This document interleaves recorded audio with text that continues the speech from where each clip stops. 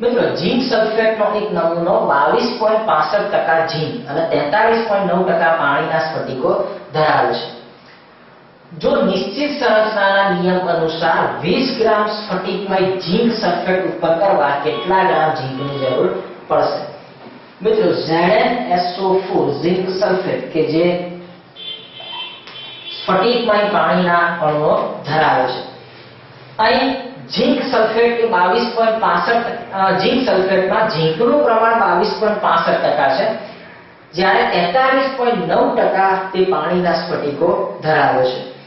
હવે આપણે 20 ગ્રામ ઝીંક સલ્ફેટ ઉત્પન્ન કરવું છે. મિત્રો હવે ઝીંક કેટલું ધરાવે છે તેના આધારે આપણે ઝીંક સલ્ફેટ ઉત્પન્ન કરવા કેટલા ગ્રામ ઝીંકની જરૂર પડશે તે શોધી શકીશું. અહીં 22.65% ઝીંક ધરાવે છે.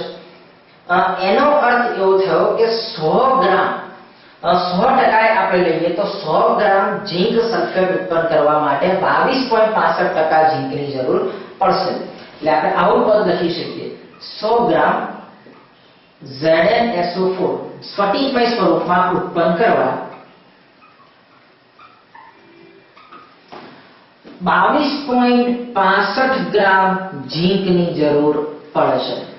તો આપણે 20 ગ્રામ સ્ફટિકમય ઝીંક સલ્ફેટ ઉત્પન્ન કરવું છે, માટે 20 ગ્રામ સ્ફટિકમય ઝીંક સલ્ફેટ ઉત્પન્ન કરવા માટે કેટલા ગ્રામ ઝીંકની જરૂર પડશે? એટલે 20 ગુણ્યા 22.65/100.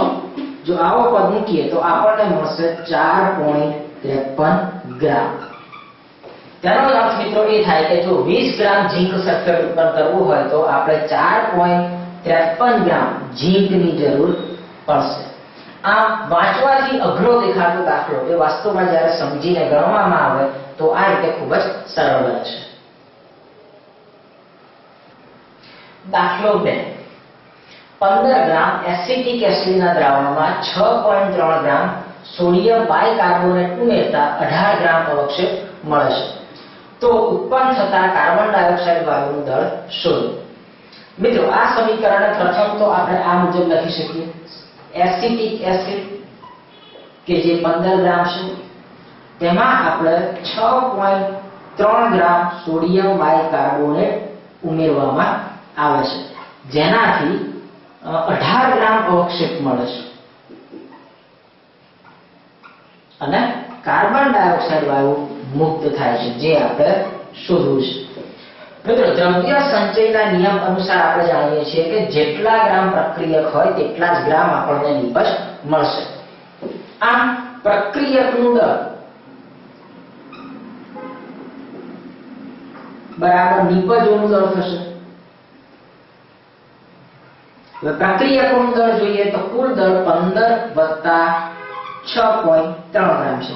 જ્યાં નિપજના દળની વાત કરીએ તો 18 ગ્રામ અવક્ષેપ મળે છે વત્તા કાર્બન ડાયોક્સાઇડનું દળ થશે. આથી આ બેનો સરવાળો કરીને તેમાંથી 18 આપણે માઈનસ કરીશું, એટલે 21.3 બરાબર 18 વત્તા કાર્બન ડાયોક્સાઇડનું દળ. માટે કાર્બન ડાયોક્સાઇડનું દળ થશે 21.3 માઈનસ 18 એટલે કે 3.3 ગ્રામ થશે.